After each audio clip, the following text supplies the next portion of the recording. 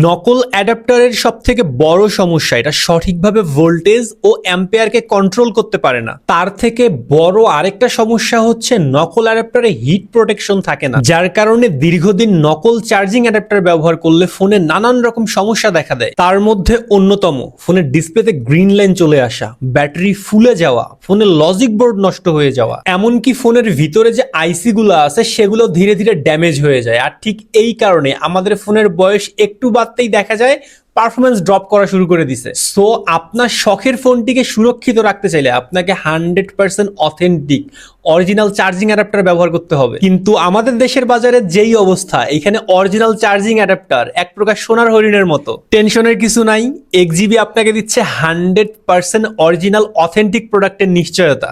আমাদের কাছে পেয়ে যাবেন আইফোন এবং স্যামসাং এর 100% অরিজিনাল চার্জিং অ্যাডাপ্টার। আইফোনের চার্জিং অ্যাডাপ্টার এটা হচ্ছে ম্যাকবুক দিয়ে যেহেতু চেক করা যায়, ম্যাকবুকে কানেক্ট করলেই দেখা যায় এটা অরিজিনাল কিনা। সো কেউ যদি চান চেক করে নিতে পারবেন, কোনো সমস্যা নাই। কারণ অ্যাপেল যা বানাইছে আমরা আপনাকে তাই দিচ্ছি।